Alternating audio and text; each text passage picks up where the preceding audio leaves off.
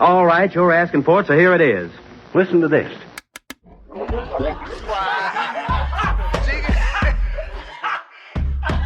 want you fucking laughing at we partners pod, kid. You understand? We in here drinking, singing, swinging, all that shit, dog. We sweating, getting wet, all that. All right, welcome to the 113th episode of the Drinking Partners podcast. Yes, this is our Maurice Clarett episode because I'm always trying to get an Ohio State Buckeye mentioned on this podcast. Either that or a Cleveland Brown. And listen, this is a story of redemption. You know what I mean? I was gone and I came back. Now, he didn't make it back to the NFL, but he rehabilitated his life. And now he's like a spokesman or something. He does some shit where he talks to kids and he's telling them basically not to do the shit he did. And that's what I'm gonna be telling y'all. Don't get in the car accidents, but do drink beer. Which is a weird thing. Like it's a weird duality, but yeah, drink good craft beer.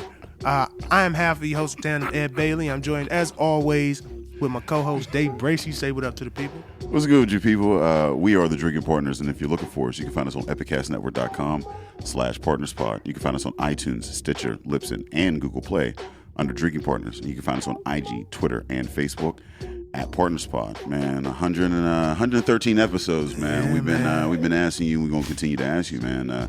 Please hop on iTunes, rate and review, man. That is how we know what we're doing well. That's how we let others know that we're doing well, and that's how we continue to do well. So please hop on iTunes, man. Rate and review.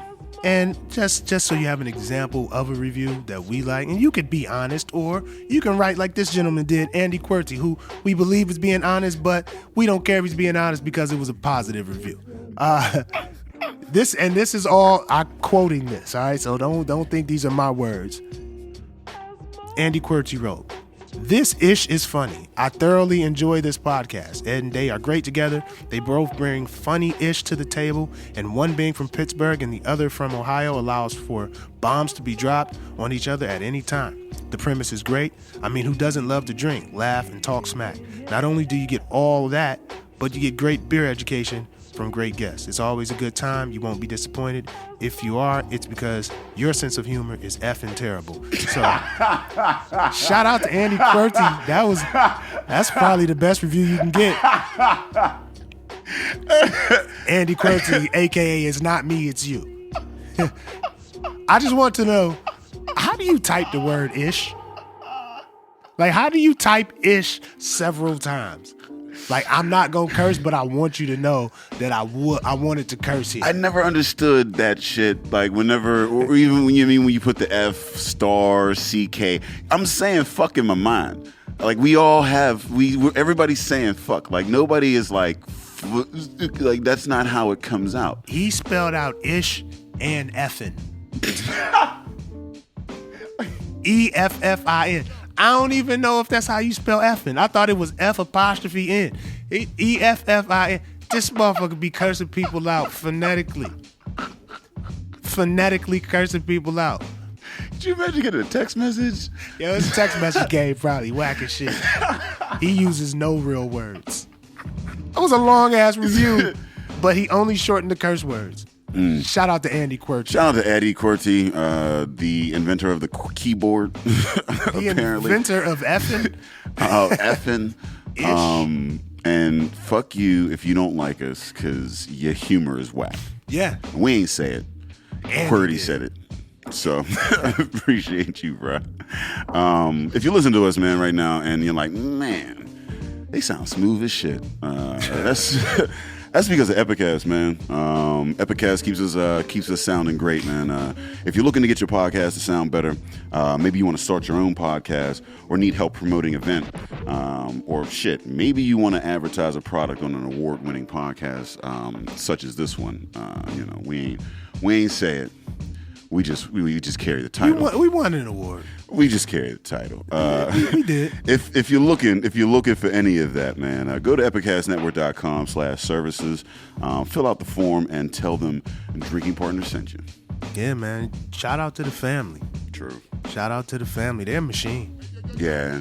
Like, Buzzy just eats, sleeps, and shits. I don't audio understand Buzz's life. He lives in a dark space most times with a very bright lit screen and just absorbs. And I couldn't bunch imagine of shit. Just people's talking, photographs and people talking. That's what Buzzy's doing. Other people's lives. But then Buzzy probably looks at other people and be like, "Yo, you sitting doing customer service, listen to other motherfuckers' problems. Like, your life fucking sucks." And I get it. Like, you wake up and get dressed to go listen to other people's problems. That kind of sucks. Yeah. That does kind of suck. I'd rather be sitting at my computer chair with all my gadgets and doodads. With multiple screens and shit that I've created. Crazy speakers and and listening to the good side. And you don't really clock in. You just have deadlines. Loosely built deadlines. It don't clock in because at any given point he might be sleeping in this bitch. That he works until he passes out and then he just wakes up. And you ever like you in class and you do the head nod and then you just get back to doing it? I was king of the lean. The lean with the pencil on the paper. I would lean, have my pencil on the paper. Not listening to you. First of all, college professor, everything you saying is on these slides. Truth. I'm only here because you book. somehow deduct points for attendance like I'm not grown as fuck. Like, get the fuck out of here, bruh. Yo, shout out to all the college professors still taking attendance. You an asshole. You're taking attendance. Like, look, motherfucker, if I passed that test and I wrote that essay, it don't matter if I was in the building. And I ain't even got to write the essay. You just got to think I wrote the essay. It's in on time, motherfucker. You just want an audience, nigga. Become a comedian. Get your podcast cracking. And yo, holla at Epicast. He can get you on. And fuck the college professors who take the class and the only right answers on the exam is if you regurgitate exactly what they said. Like, yo, I had this one professor, like, he created his own class. He created the class, created the fucking book. The book was like $115, but it was paperback. It wasn't on sale on Amazon. It was only at the Pick bookstore. Like, yo, dude, you really trying to come up off me, and then I just gotta say what you said to me in class, specifically how you said it. So now I gotta stroke your pockets and your ego. Like, were we in a relationship, fam? What was the best book ever written? Your book. That dude, man, yo, but I respect dude because that's he kind of did the. You know what I mean? Like, that's a hustle. I mean, and he got you. I mean, you didn't have to. I feel like college has a lot of options. Like, every got you. Every 2 hours he just had he had like 100 students reading his words. Yeah. Hey, that's a shit. Some people, they start religions. They start we start a podcast. We shit was a religion. Because everybody who was in the business school had to take that class. Yo, man, damn. I was mad at him at the time, but I kind of respect that. That's the thing. Like, once you get hustled, don't get hustled again. Yeah, I mean, once you get, but you know what I'm saying? I respect that dude, but fuck him. You know fuck him though. Yeah, I don't feel it. So what you drinking on, man? Yeah, you can respect somebody and say fuck them in the same sentence. Like, you know what I mean? Part of respect is me respecting you enough to be honest about how I feel about you. Exactly. That's what I like half of my niggas that like I really fuck with, I got into a fight at some point. Like we beef and then we get over it. If I ain't never beef with you, I don't really fuck with you. Wait a minute, hold on. Let me think if we really beef. Man, I had to ask you for deodorant. I didn't hear about that the end of that shit for like 3 months. That's a weird fucking thing to ask a man. Like, you know what I mean? You call me like, yo, can you bring out your deodorant? You think I'm gonna take this shit back in the house? Can I borrow some deodorant? No, you can have some deodorant. My girl was like, what? Whose deodorant is in your... I was like, listen, this is Ed's. Like, and you know how hard it was for me to convince... man. Who gonna believe that shit? Oh, y'all niggas just sharing bars and shit. That's how y'all get down. Hey, Buzzy. What is this? What is this beer we're drinking on? What is this? Full Pint Social. Nah. Grapefruit Session IPA, which is dope because this is the second cast, so, on the come down. But yeah, no, this is nice. It's got that nice little hop, a little bit of fruity, and a little bitterness with the grapefruit and whatnot. Very well balanced. Getting to that season, them fruity IPAs is coming out. Yeah. I mean, this is definitely a nice session, a porch beer, a grass cutting beer. Oh yeah, this is I'm gonna be drinking from about 12:30 till it's time to go to the club. Yeah, it's a festival beer. Okay. Yeah. See, this is how I know Epicast be having too much damn beer. We just be having beers that we don't even know what the hell we drinking on. But that's why people envy Buzzy. Buzzy in his work life can be around this shit. Ain't no keg at your job. Yeah, you're probably not. You think you answering phones at customer service for United Healthcare with a keg in the office? I used to work at a spot that brought in beer on Fridays or whatever, but it was Coors Light, which is like, I mean, that's like you might as well bring in some Flint water for real. Like, what is this Flint shit? That's water not is even a thing. Yeah, that's still a fucking thing. Like, why is you doing this? He said Flint water. So, we have in our second podcast of the day. This is it. We've had like all women on the cast today. Well, it's Women's Month, man. It's Women's Month. That's because I didn't know how y'all was booking everything. I see y'all. There's a method to the madness here. Okay. So we will continue that theme. But this young lady, we actually we got to see her in a movie, which is crazy. So we seen someone in a movie, and now they're sitting in the studio. Yeah, I was like starstruck, like, oh shit. Like, yeah. And in the movie, we was like looking like, why the fuck is she with him? I was like, mad, like what is game? Solid. But she's an actress. She's a radio show. She has a radio show on 88.3. Is that AM or FM? FM. This is the CMU station. I've worked with them before, so this is good. Make sure you go over there and listen to it. She was in the movie Blood on the Leaves. We had damn it, I was supposed to look up the episode. Was that a lost episode? That was definitely a lost episode. That's a lost episode. We had done an episode about this movie, but that shit is gone. Just plug this one in there. It'll fly in there. But make sure you look up the movie. It's a very good movie, very thought-provoking. She was a part of it. We are happy to have her here in the studio. We have Nixon-Fernandez in the studio. Say what up to the people. What's up? Thank you for having me. Got the name right, because that's a lot of syllables. That was. And I keep trying to tell y'all, stop booking people with so many syllables in the names. Black people have 2-syllable limits on the last name. You cannot have all them fucking syllables. I should just go by Cindy Nixon. Nixon, it's within. That is definitely a rocker name. Like, yeah. Well, the girl Cindy from Sex and the City, one of the. Which one? The lesbian one. Which one was? Well, she's a lesbian in real life, but anyway, that's her name, Cindy Nixon. Wait, which one is it? Short hair.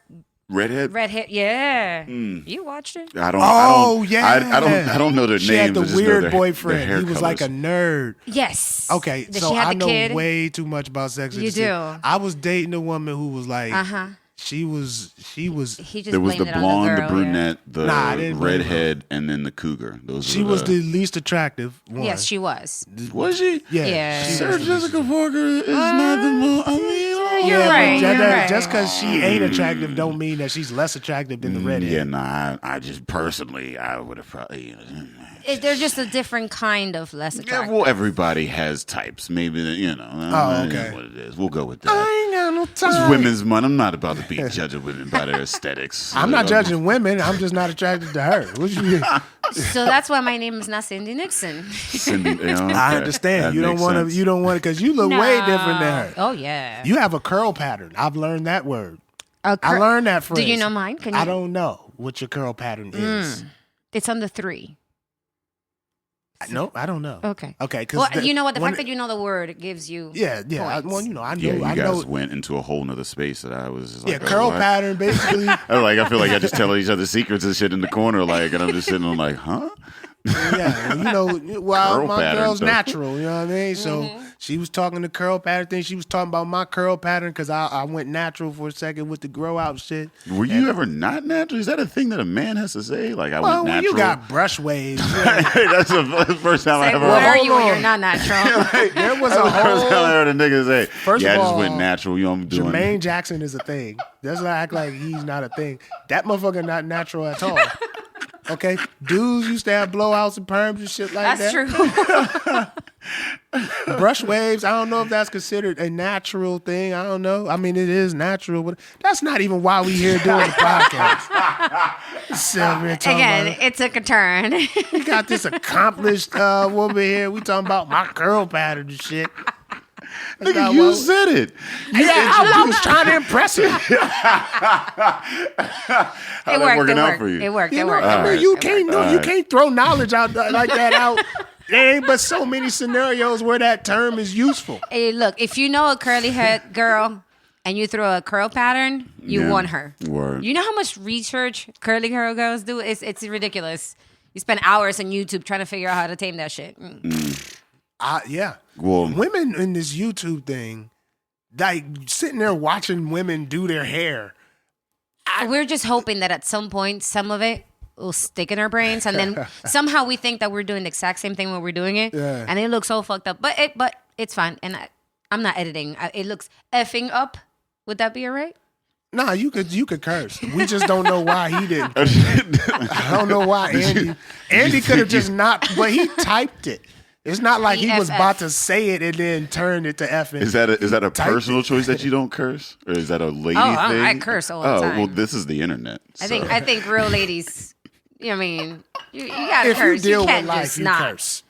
If you deal with real life, you curse. I don't You curse. trust adults that don't curse. That's just That's me. suspect. That's real yeah. suspect. I feel like you're trying too hard to hide something. No, actually, I don't. I think there's something going on. Like they're hiding. Like, That's what I'm there's some saying. dangerous shit going That's what I'm on. saying. You're trying too hard to like. You're putting on too much of a front. Like we curse. That's shit. Fuck that. And I mean, go to like. We're also comedians, so we could curse in front of our parents and it's acceptable. I can't curse in front of my mom. That's not a thing I can do. Damn. I is can not do a that. Well, thing my family's Hispanic, so I can do that depending on what I'm You- talking about. Well, we can do it on. I can do it on stage. Well, that's what I'm Just talking about, Yeah, on stage. yeah. I'm Okay. not. I ain't talking about sitting there eating At home. turkey and I'm Thanksgiving and I'm just cursing. Yeah, like pass the fucking turkey. Like that's not Hey, a come like. here, come here. Let me talk to Yeah. you. Who the fuck made this potato salad? That's not what I'm talking about. Yeah, all right. We're on the same page because that's just not a. I'm never going to be old enough or. Oh no, I'll never just randomly just. And when when people curse in front of their parents, I always get like weird, like, oh, that's how. You flinch a little, like yeah, somebody's I'm gonna like, hit you. yeah, like, oh, that's. shouldn't you be ducking right now? Because someone's gonna come flying at you. I had the unique experience because I grew up in East Cleveland. I had the unique experience of having, and this is gonna sound so stereotypical, but this shit was so funny because it was like a living stereotype. I had a white friend who literally cursed out his mom all the time, but he had all black friends. We grew up in East Cleveland, it was all black dudes. And all the black dudes would just be sitting there like, how the fuck are you saying this to your mom? And this shit is like, and you alive? You ain't got no bruises. Your mom is driving us to the club, like, and you cursing us out. And like, we would be on his mom's side because her whole thing is, how the fuck is we gonna get to the club? You offending the only person who's willing to take us to the club and then come pick us up. We hopping out of a Dodge Neon 5 deep. We literally lapped in a Neon, and he's sitting in the front seat cursing his mom's out. Because it ain't like y'all chilling, cooling at the crib and it pop off. Like, nigga, you is fucking up. You're only. Nigga, we are here. We all in the car. That's even as an adult. I don't fuck like fast food or even just food. I don't fuck with people that fuck with my food. Right. All right. That's just it. Yeah, I mean, like you just too much power. You gotta you curse have. under your breath, like Yeah. kill Yeah, you. I mean, there's too much power in Gotta be this. super You respectful. don't understand the power dynamics. I mean, that's people don't You understand gotta power be super dynamics. respectful. I don't know what Yeah. you're doing behind that little sliding window. They don't know, even make you can't even see them making the food at a fast food restaurant. I don't say shit to them. You know what? Sometimes it's better not to know what's happening back there. Well, I used to work in one, and I saw some shit that happened. That's why it's better not And to I was know. like, damn. Because you won't eat ever. I'm like, there. y'all motherfuckers is foul. You know, I had this dude that came in. I worked at Papa John's and shit, right? And you know, it was just me. He was a frat dude. He was a manager, right? So it's just me and him in there making pizzas and shit. He's taking orders and like catching pizzas, and there's a delivery driver coming in and out. So like, you know, he's having his order, and the number comes up wrong, and he's like, "I'm sorry, sir. You're gonna have to repeat that number." And he's like, I could hear him from the other side. Dude's on the phone like 5, 5, 8, 6, just being a dickhead, like screaming at the manager or whatever, giving me these credit card numbers, right? So he's like, all right, sir, I'm gonna go ahead and make that for you personally. You go ahead and have a good night. Oh. So he hangs up the phone and he trusting I'm nobody. gonna personally make that for you. He turns to me, goes, prep the pizzas, give me the toppings. I'm like, all right. It was a pepperoni pizza and a sausage pizza, right? Ooh. So he takes the pizzas in the back and he grabs a handful of sausage, a handful of pepper. He goes, watch the door. And I'm like, all right. So he's like, oh, so you want to be an asshole, huh?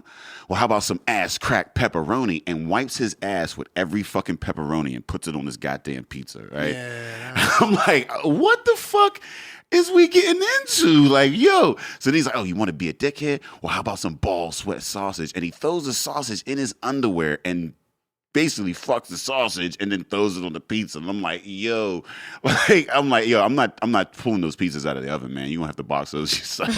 Like, So I don't even want to touch that shit. I ain't touching none of this, right? First and foremost, Wow. I'm not sending you home to eat my ass, bro. Yo, no, but the thing is that I feel fucked up for you. we never got a complaint. Nobody called back and was like, I got a little ball here in my teeth, right? So at that point, I had I will never, in the history of ever, fuck with somebody that fucking with my food, I'm man. not It's a putting power dynamic. pepperonis and sausage in my drawer. He had to work a shift. He's the residue. This dude was in a white frat where the hazing ritual that they go through. It's totally different. Yeah.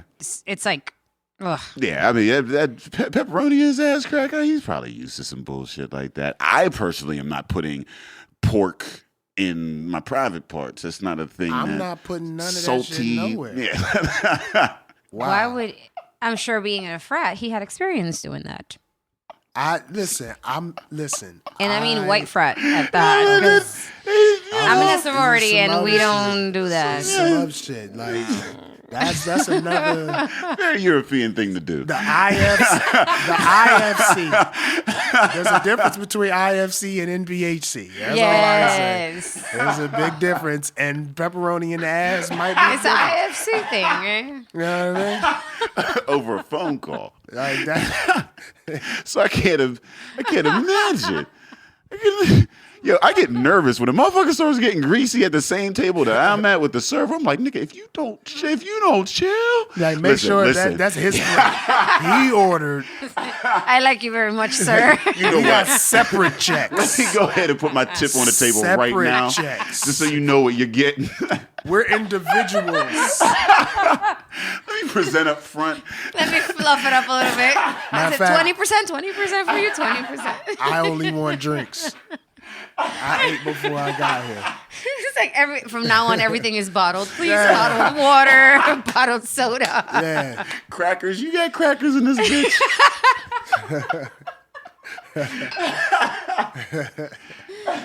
Soup crackers, that's fine. That'll do. Just dip them in this water, this Dasani I got. I don't want nothing with sauce. None of that. Fuck out of here. This dude just got way out of pocket. Man, disrespectful. So we haven't even interviewed you yet. We've had so much fun. We haven't asked you a motherfucking thing. Right, That's sure. awesome. So you have a radio show. How did that come about? When did you figure out you had something to say and was bold enough to say it? When I moved to Pittsburgh and I realized that there were no Latinos at all. ain't not a motherfucker. Man. Gotta hook up with Tara. And then a few of them, and Well, then I know her now, but back then she didn't have organization or anything. I'm talking about like 2010. yeah, no, that's what I'm saying. And like you Yeah. just coming in or whatever, like, and there was Yeah. that whole movement of like the East Coast coming in because it was cheaper to live here and whatnot. Yeah. Opportunities were a little pumping. So like a lot of the Latinos that I talk to now came in like from California, from But the you only come here because of a job. exactly a job Or a coming- spouse brings you Yeah. here. Well, school, but then you leave. So you only stay because you come here, you love it, Mm-hmm. but you stay because of a job or because your spouse kind of dragged you and kept you here. And you stay here because you're cheap. It's cheap as fuck. Yeah, Yeah. yeah. Yeah, You but can that's definitely carve a life with minimal funds. Oh yeah. Oh yeah. So I moved here from New Jersey as because my job brought me here, my engineering job, and then I was miserable. So I was like, oh, I'm gonna leave Pittsburgh, and I was like, I like acting and I never did radio before then. So I said, well, I may just be able to do something that I can do both careers and stay in Pittsburgh a little longer, so that I wanted to make sure that other Latinos that came here didn't leave. So it was kind of like, let's just all stay here together. So that's kind of why it started. And it's bilingual. So essentially, So wait, it's on 88.3. What's the title of the radio La program? Rumba. La Rumba? La Rumba Rumba. Life, which means the party. Hold on. Porque este es la rumba. La Rumba. Suavemos. Porque este es la rumba. Who made that song? I don't know. I just He's just like, I'm dancing to it. No, I don't know. suavemos. Porque este es la rumba. It's like a rap song, though. I don't know. Who's the Fucking boy from that's Florida? He's gonna look it up Googleable. right now. Yeah, it's a Googleable. y'all. First of all, you should know that. I don't know if I should. You should. That's fair. That's racist. Suavemos. Oh, you should know all. You should know everything is Spanish. There's a lot of stuff I don't know. I'm like, oh yeah, that sounds Spanish right You know, there. I Yeah, mean, yeah. No, We- because I think it's an East Coast artist. I know you from Jersey, and I'm trying to create a bunch of reasons why you should know, other than the fact that you Latino and it's La Rumba. Yeah, He's no, trying that's to it. Yeah, take he's- his foot out his mouth Exactly. and wipe yeah, it no, off. it's in there. I knew I washed my feet this morning, so I'm cool. I'm cool. My foot being there. But look at him. Let's see who you're talking about. Oh damn. Okay. No, But give it a there second. is there is not a lot of culture that isn't white in Pittsburgh. Let's just, like, I mean, at the end of the day, it's hard for me to get anything that is anywhere close to ethnic or I got fried chicken this morning. I wanted some fried chicken, right? Did you make it? No, I don't have a lifestyle that's conducive to frying chicken the way chicken should be fried. It's a messy process. It's time consuming. It's a thing. I can have the skills to do that. I grew up in a It household. just tastes so much better when someone else makes it. Too. But I mean, and like I said, I live a life on the road, so But I just want to be able to get up and I just want to have some fried chicken or some Caribbean or some actual like Latino food, some Mexican or some, it's tough. Yeah. It's tough. Well, there's a little bit of hope. It's getting better. In the past maybe 5 years, the Latino population has grown. So now I'm actually afraid of going to the supermarket and be on the phone with my mom at the same time, because I typically would like curse away from the phone and no one would hear me, or they would hear me but not understand me. But now I get looks like, why is she like cursing by herself? She looks crazy as hell. So now I have to actually watch, because people are understanding Spanish. I don't know. That's the little subtleties that they're catching on. Yeah, maybe. The environment You is got it. changing. You got it. It's the RZA featuring Method Man. It's called La Rumba. Ooh, in your fucking face. And in your face, I won't say fucking face because I just met you. He just edited that. It's okay. But why would It's she? okay. know I'm just that? trying to. She I'm just trying to think. Because He's like, because. I don't know why. Yeah, I don't know. All right, you got me. You got me. It's La Rumba. She's her radio show's called La Rumba. La Rumba. It might be the play-in from when she starts the episode. Okay. Suavemos porque este es La Rumba. What does La Rumba mean? Party. Party. Okay. Ooh. So there's a lot of songs that have the La Rumba in them. Yeah. A lot. It's like, do you know that song called "Party, Bro"? It's like That's messed up. Maybe that's how. Maybe Party probably doesn't have La Rumba in it at all. Probably it'll be like the song that should say it, that doesn't say it. But I got you. So now you see, he just schooled me about something I should have known. Foot officially out of mouth. I'm Not completely wiped, but I'm not gonna coast. I think she just feels bad about your foot, and she's just graciously taking it out. But I don't believe she believes anything. Right. She's a radio host. She knows how to bullshit you. What is the premise of the show? I mean, it's multilingual. How does that work? So it depends. If I have a guest, and the guest speaks Spanish and English, we would try to go back and forth.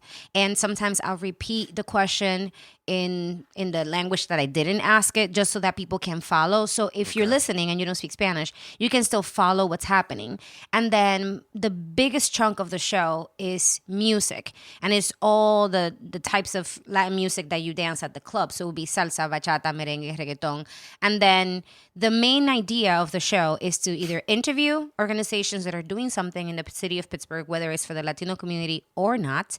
And it's to get information out there, because the Latinos, like you said, the Latinos in Pittsburgh come here for a job. So a lot of them are very kept to themselves. And they're professionals. A lot of them own businesses. So they don't really give a crap about anyone else but themselves. Then you have the lower class Latino that works at the restaurants, that, behind the scenes that you never see.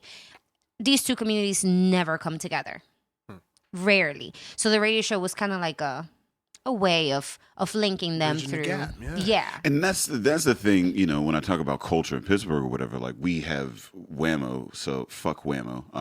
See, that's outside first of all. Wait, which whammo? Because there's been several stages of whammo. But this is what he the does. early '90s whammo, Okay. and that was whammo. That was the better one, I whammo. hear. Yeah, whammo was whammo. Yeah. This new shit that's out here right now. He's This the is top dude at the sport. table that disrespects the server, and now you got to separate your check from So the check. 'Cause you I don't have to necessarily have the feel that way about cosign. Whammo. He doesn't have the cosign with whammo. But our show's name is on Our it. show probably We've already our said probably- fuck Whammo several times. Our show probably featured more local rappers than Whammo does on a regular basis. I mean, Yeah. the more stays, like it just so I mean, and that's the thing about Pittsburgh is that like we don't like when you look at other cities, how it's very important to have say something as simple as like a radio station because a radio station brings people together. Everybody as a collective tunes into that. They know where to go. Like when I was a kid, Whammo would be like, "Yo, this is going on tonight." That's how you know and about that's your what social life. Yeah, and Yeah. that's where everybody could congregate. Some guy was rapping or whatever. Like that's how we knew who was coming up or whatever. It was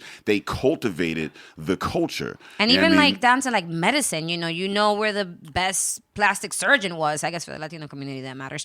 But so you know about stuff like that. Yeah, I mean, and like when you go to other cities, like like even Cleveland, like I mean, Cleveland and Philly. Even Cleveland. Well, I mean, the thing about Pittsburgh. you mean? Well, here's the thing. For the people who listen to Pittsburgh, Even Cleveland. there's this whole back and forth with Pittsburgh and Cleveland, and folks say, oh, Pittsburgh is better. You go to Cleveland, they've got like 4 hip hop stations. They got a Latino station. Cleveland's definitely more advanced. You We got a whole Latino side of community. town. Yeah, you have a Yeah. whole Yeah. whole culture. We have none of that here. Like, and even in the black, like it's very black and white. It's predominantly white. The culture here is very. Well, Pittsburgh doesn't want to change. Not entirely. Yeah, It's exactly. very resistant. It's very resistant. So even in the black and white dynamic or whatever, it's a pocket of black people that have been here for fucking ever, and we still don't really congregate in the same places, or there's still that barrier. Like once you're successful, you either stay here and kind of like are ostracized, or you move away, or whatever the fuck. Let alone every other fucking nationality that there is to be had coming in here. Like yeah, so I they couldn't come and they go. Yeah, I couldn't imagine coming in and being like, none of you motherfuckers look like me. Oh yeah, I got a lot of looks like, oh, you're not like really black, but you're not like really white. So like you don't fit in You're like any of other. our groups. Yeah, like I used to be like, well, thank you, I guess. you're not black, but you're not white. Oh, Yeah. It was a little rough. I'm just trying to, because I'm trying to think of the Latin influence. So I went to Pitt. I've been in Pitt for a while, and I would say the most, I guess, like if you just come to Pitt, like if you come for school, especially in my era when I went to school, you only know Spanish people to live in South Oakland, and they're all Mexican, and they probably all live in the same crib. Yeah. Like, and I don't say that. And I don't Terrible, even say but that because yeah. they Mexican, but they just all be That's how together. it like, is, yeah. You don't even like. There's no part of town I get Well, 'cause they're in also Cleveland. There was the West Side when I was growing up, and the West Side, Lorraine, and all that. Mad Spanish people. I remember it was a rite of passage to when you was taking a trip to go see a shorty on the West Side. It was like, oh, this motherfucker. First of all, that mean you had a car. Yeah. Second of all, you got you a Spanish Joe? Like how you did that? I played baseball. Well, I was really good my at country baseball. just lost yesterday to the U.S. in the World Classic, so we let the U.S. win on that. But you're right. Pittsburgh is progressing. It's slowly. it's highly segregated. Even when you have the caucus come in, they tend to stick together. People don't like to cross bridges in this fucking city. No. And the boogie monster in the tunnels. Yeah, the tunnels. What the fuck is going on in the tunnels? Man, I who the don't fuck know, knows? but you gotta slow down and watch that shit. And then just after you get out the tunnel, it's like free flowing traffic. You like, what the fuck just happened? And like, because it's crazy. I worked over in Greentree. And like that's where all the Indians is, so they're all over there. And it was wild as fuck because I would get on the bus like from my job in the morning because I was working overnight. So like I go in there, it was like whatever, But when I got on the bus, it was all Indian. And I was the only. When I moved to Pittsburgh, I lived right in the apartment complex that they did, so it was like everybody. That whole I worked in that little car. It was all, and it was great, and they all sat. And they were chilling, and then like nobody was really. There was no interaction. It was They're just the best. They're so disciplined. So disciplined. They get on, they get off at the stop, and it's like a whole. They're just in and out, and they don't fuck with everybody. No. It's just like I'm here for a job. No. I'm here to do my thing and go the fuck back home, and then like I mean, only everyone could ride the bus like that. No. I'm surprised you. I used to. I never complained about my neighbors. I did complain about the smell of the food invading my entire apartment. Yo, I had roommates. There's apparently an East Coast, West Coast Asian like beef because I had a Japanese roommate and I had an Indian roommate, and every other day my Indian roommate would come downstairs and be like, "That fucking bitch and her goddamn ginger, I can't stand that shit." And then every other day she would come down and was like, "Can you smell the curry? I could smell the curry all the way upstairs." And I was like. And I'm just like, but I wasn't offended. And you probably were like, I like both of them. It was a season, all that shit. Like, they sell, McCormick got a whole curry thing. Let me tell you, every black person got a McCormick curry in their crib. Just in case you want to get spicy, you know what I mean? You want to get a little swagged up. Maybe you and your girlfriend got in an argument. You're going to make this curry chicken. Got a little curry thing. No, for us, it's all Goya. You got to go with the adobo. One of my best friends, Puerto Rican, let me tell you something. The Goya's real. He got me eating Goya. I'm eating Goya beans to this day. Yeah. I mean, a lot of even the Africans or whatever, like some of my best friends, like the whole Goya owl, they like introduced me to because they are the only, some of the, Well, you mean the Latino aisle, which is completely all Mexican? You know about the giant eagle? Yeah, no, so that my sister and I, we go in and we're like, oh my God, we're going to find some Caribbean stuff in here. Latino, yes, let's go there. And we're like, okay, tacos. What the we don't eat tacos. Oh, spices and like Caribbeans don't, well, Jamaicans do. They do put all the but taco we shit don't. in the, I just thought of that. What? They do put all the taco shit in the in the Latino international aisle. Right? That ain't international, motherfucker. That's Taco one country. Bell in Wilkinsburg. Every time I rarely go into Giant Eagle, but when I go into Giant Eagle and I see like the international aisle, I'm like, how is this still a thing? Yeah. How do we just not have like aisles where you can get this shit? Like, why is this in a special place? Like, because these beans shouldn't be like next to these tacos. Like, they should be in the beans aisles. But you know what? It makes it easy. It makes it easy for me to go shopping. I'm like, I know what aisle I'm gonna go. Yeah. If it's not there, they don't have it. They don't have it. That is true. And it just probably makes them feel more exclusive. Like, ain't no international aisle at Family Dollar. Aldi's ain't got no international aisle.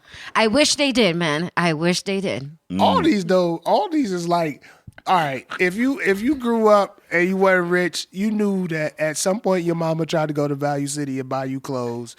And they sold jerseys, and them jerseys wasn't the NBA teams. It was like the Heats, plural and shit like that. But that's what Aldi's is. It's like, it fits right, but it don't have the right shit written on it. But here's the thing. What the fuck is an international aisle? If you think about it, if you're an American-born citizen and this is America. Ain't no American food. There's no American food. Everything you on these aisles is international. Yeah. Wait, now you're talking with reason, and who does that? That's what I'm saying. Is that like when I see international aisle, I'm like, oh, this is international. Well, international food is all the shit you like. Oh, and no. And then they do have the Italian aisle, which is completely longer. You know, it's not like, sections in the aisle. It's like Italian. The only thing American And in then the grocery pasta separate. store, only thing American in the grocery store is the cereal aisle. That's it. I just can't imagine being And born bread. here and having to go into the international aisle to get my but food. they got the Italian bread. The Italian bread. That's in the Italian aisle. Nah, they be trying to do It's the everywhere. Italian. I get Italian bread everywhere. And then they had a pizza shit, the dough and shit. That's what the bread, but pizza ain't American. You know what? No, exactly. It ain't American. I'm None about of to this. start some shit like, yo, fuck these grocery stores.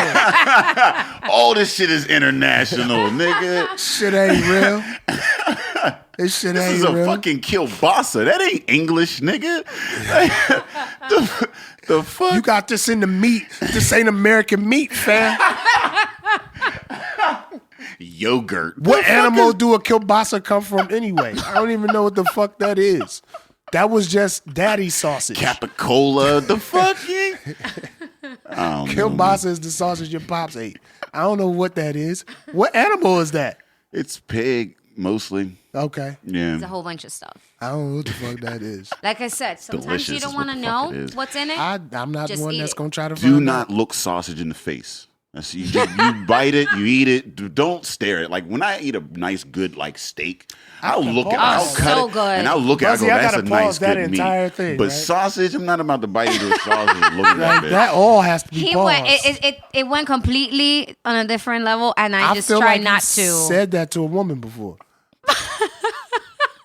I'm hoping any This woman is that I what you talk do. to has never bitten into a sausage. That is a traumatic experience for both her and the person involved. That's true. Yeah. But he probably put her through some shit. Like for you to take them measures, like, I'm still gonna put your penis in my mouth, but I'm gonna hurt you. Yeah, if you ever got your dick bit off, All right, I'm gonna step back on this. No. Well, we're not It's saying not that my you call. bit a dick off. We're not accusing you. No, I know. I'm just gonna, listen.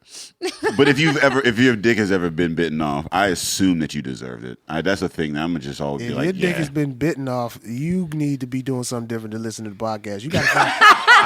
You gotta find Some a purpose therapy. in life. You need to be, I don't know. You need to be like some super famous philanthropist or something. Can't be a for that. But You can't just be a normal person just listening to a podcast. You can't just be working a 9 to 5, fam.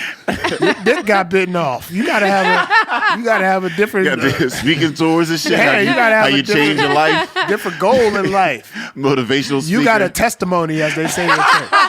Yeah, like when Grits like, Green, I survived this. when Grits Green's when she poured the grits on Al Green and then he started singing gospel and shit, he had to change your life after that. Yo, man.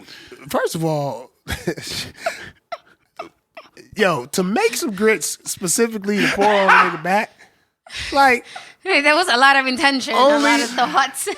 I just feel like that's dedication and anger that only a woman can compile.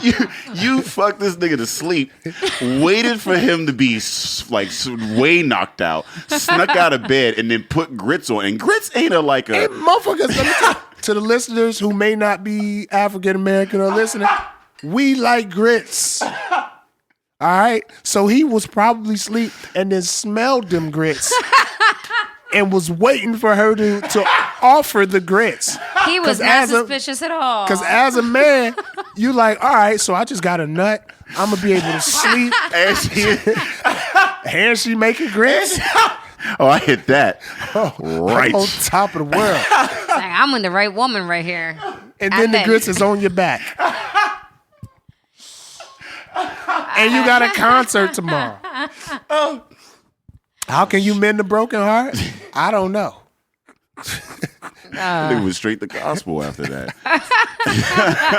You got to change your life. Something wasn't right. Like, what were you doing before then? There's evil in me. I said, there's some evil in me. It's the devil in me. Ain't none of my friends experienced this. If you listen to this podcast and your dick has been bitten off, turn us off and change your life.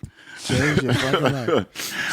So to segue back into the interview, you can come back. I think we've gotten that out of our system. Well, the first half of the show, we interviewed her radio personality. Yeah. She's a very personable individual. Larumba. Well, she just jumped right in. Yeah, like, she jumped right it was like double Dutch. It's like, oh, what you got the fat Betty going on over here? It was. But she does have this actress side that we'd like to explore because that's how we were introduced to you because we both looked at your camera and we were trying to figure out how the fuck you start. How'd you marry a hunter? Marry a hunter? He had to have the smoothest. Yeah. It was the beard. It was the beard. The It's the beard. lumberjack fetish. So shout out to Blood on the Leaves, Ryan Haggerty in the building. Yeah. He's always there, but this is a lost episode, so just go see the movie or download the movie, pay for the movie. It's a good movie. It's a thought-provoking movie. It would be really good to watch, especially now with that movie Get Out that's out now and everybody being all hyped up on the interracial thing. Oh, that movie is like fucking... Blood on the Leaves, I think, attacks that with a little more depth. Like it's a little more substance to that than in Get Out. Because I saw Get Out and it was a really good movie. It touched on some things. Yeah. But it's still from the mind of a comedian. And right. it was really not good. Not just a comedian, but a comedian who's married to a white woman. A black comedian married to a white woman. He can't say but so much. Blood on the Leaves, they went a little more in depth. You ain't it about the we ain't even about to go there on that. But the hell no.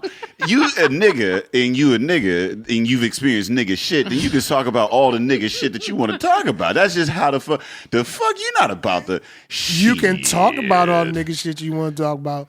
Can you make a feature film surrounding that? Yes, again, because you understand like when you that movie was we'll get but that movie when I'm looking at that shit, I'm like, as a black person, we've all been in like the subtleties of those situations where it's like just the last podcast we were talking to Kim Lyons and Natalie Bencevega, and how like you say something but you don't say it, you can't quote me on it, and and a lot of those subtle aggressions where like this is mad racist, but when I try to explain it to somebody, it's like, well, what did they say? And it was like, well, it's not what they said, it's how it's said. And to encapsulate that feeling on film, you know what I mean, like in its genuineness, like it. With that was something special, and like that. So I'm not gonna knock anything that that film. I think it was a genre changing film. I think it was a film that is gonna be talked about for 20 years because you're looking at it. It reminded me of Atlanta when you have Childish Gambino, you have Donald Glover, like black writers writing black experiences. It really comes through on film. You know what I mean? Like you can really like the interactions aren't like pressed. They're more genuine. Like you can, like you can really feel like I watching Atlanta. Like that was like one of the first times that I was like, I know that nigga. Like I know that. Like when you look at like say the exact opposite of the Cleveland show, like. Every black person on there is like, I don't relate to any of that. None of that. These like for the Family Guy Cleveland show. Yeah, the Cleveland show is like Cleveland show is like it's about a black dude. It's still who wrote it. Which actually bringing it back to Blood on the Leaves was very surprising because the writer is not black. Oh yeah, we know that because wifey came in and she. We had a whole we had a whole episode. Yeah. We had a whole episode on that. So given that we're talking about Get Out and it was a black author, the Blood on the Leaves having the impact that I think it could have, and not being written by a black man, it's kind of like, wow, like where have you been and why aren't you writing more stuff like this for people to understand? But again, it's just a dime a dozen. Yeah, I think Blood on the Leaves was more heads on in how it was definitely more straight to the point as far as because the two gentlemen in the situation that they were in I don't want to say they discussed it, but it was definitely understood. Okay, you have your stereotypes of me, I have my stereotypes. You know what I mean? And in Get Out, it was a little different, but they attacked it in Blood on the Leaves. Yeah, I know. I think it was. I feel like when you look at when they say, you know, the changing of minds and how, like, you know, say white folks do change their mind is when another white person says it. You know what I mean? So, you know, and the same thing, like, you have to bridge those gaps, whether you're a minority or whatever. Like, when you are able, me as a man speaking on female issues is going to be, or women issues, is going to be completely different than, you know, a woman saying that thing. They're not going to, I mean, have the same thing. So you need that, like, that transition or whatever. I mean, like, because there's a lot of people that will watch something like an Atlanta or Get Out, and because it's not written in dismiss it. Yeah, because it's not written in their language, they don't understand it. It's too far off from what they understand or whatever. You know, I was reading an article today that said something that all men should work on, and that they probably never realize, is that they don't trust women to a certain level, even if they're married. And is that, for example, your wife tells you, it's going to be very dangerous to go down that road. And you don't really believe her. If your mom tells you, you believe her. If your teacher tells you, you believe her, because you have this figure of authority related to them, as opposed to your wife, who's essentially your equal. So it's kind of like, you know, same thing. If a white person tells another white person about these issues, they tend to believe them a little bit more than if it's coming from a black person. Yeah, I mean, for a great many reasons. And a large part of it is, you know, communication. I mean, they are able to, you know, communicate in a fashion that is, you know, like I said, I mean, like you said, the respect is there. Yeah. But also, you know, like I said, I mean, what we do as comedians is take our experiences and try to relate them in a relatable fashion to other people. Not a lot of people have that gift, and like you saw that gift in this movie or whatever. Like the conversation between the two, during that was like a conversation that needs to be had. Yes. You know what I mean, like that you don't normally have. Most people are in bubbles, whether they're in Pittsburgh or just America. We're in bubbles. Well, no, that's across the world. Yeah. You know, everybody has stereotypes on it. I mean, if you go to Latin America and you think that we all get along, let me tell you, we don't. Yeah. There's Cuban, Dominican, and Puerto Ricans. I don't even like this nigga over here. He's like, I'm done. But there is the stereotypes that, like, you know, we always want to find something that makes us different, like Pittsburgh and Cleveland. I am not from here, so I can say that for me, they're both the same. The Rust Belt, yeah. Yeah. That's why they hate each other, because they see everything in each other. It's the same, yeah. And that's the scary thing they don't want to admit. Like, Pittsburgh just hate us. I mean, outside of the 6 rings. We don't hate y'all. We don't care nothing about y'all. Honestly, rings. coming from New Jersey, Pittsburgh, Cleveland, anything on this end is just a big ass bubble. Yeah. And everything happens here, and people that are not from here don't know that there's a lot more life outside of Pittsburgh. But Bella and the Leaves. So my character, how did that happen, right? Yeah, like, do they give you a backstory? They didn't. Yeah. You always, as an actor, you always get a backstory. Okay. And my character was a small character, but very, very important in the film because, yes, I'm married to a 50-something-year-old white man. Yeah, it set the tone. It does, because throughout the movie, you could, it plays such a big part. I want you guys to go see it, so I'm not going to tell you. All right, we don't have to do spoilers. Yeah. So, my character was originally supposed to be like a African-American 50-something-year-old woman. And somehow the writers decided, we could definitely change it. It'll make it a little bit more interesting because it's, younger, different, a little bit more ambiguous, not just black, but like there's a little bit more in there. And I think it adds a little bit to what the story is trying to say. Yeah. So how did you begin with the act? Like, you had an engineering background. How did you start acting? How long have you been acting? Oh my God. I did theater. Okay. And since I was 6, classic ballet theater. I mean, I look like a ballerina now, but at some point I did in my life. Well, maybe not, but I did. I've never seen a ballet. I ain't never been to a ballet. I don't know what the fuck they look like. Oh, well, they look like the microphone stand. Only thing I know is Save the Last Dance. That's not it. That's all I know. But you're close. But that's okay. So I started doing ballet theater in the Dominican Republic. And then my parents, being really old school, they said, being an actress, dancer, all that stuff is not really a good career. So I went for engineering. After I graduated and I came to Pittsburgh, I was like, well, I need to really go back to what I really want to do. And then I got into it again. So I've been doing it for half-time since 2010 and recently full-time. Okay, so you've just acting. That's awesome.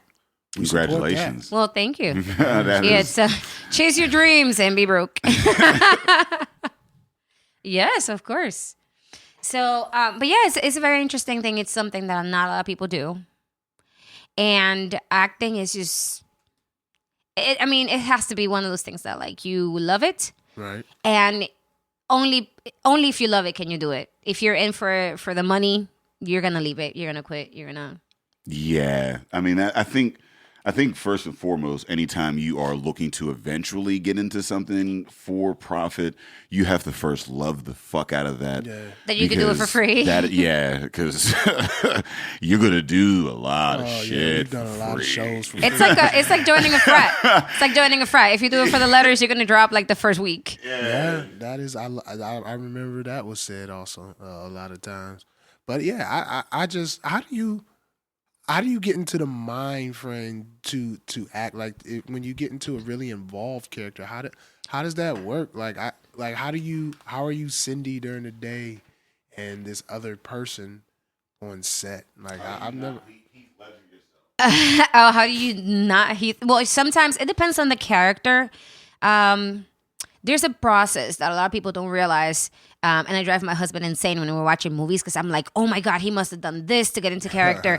It's terrible to watch any type of TV with an actor. You probably want to just jump off a bridge. Yeah, I'm not trying to. It sucks.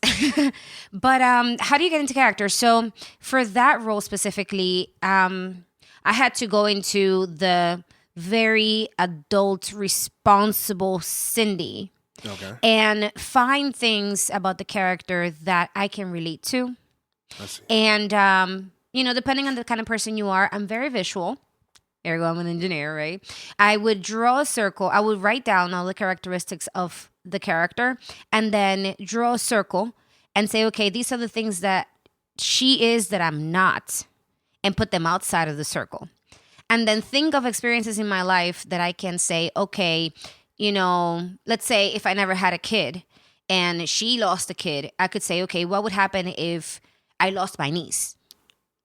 So kind of like make things relatable. But for certain characters, it's easier than others. Sometimes you're playing yourself, which is what happens to like Denzel Washington and all these people that essentially seems like they're playing the same character in every movie. But Heath Ledger, for example, you sometimes have to, if it's not you, if there's nothing about you in that character, you have to isolate yourself and become that character. So how much freedom does the actor have to affect how the character comes off?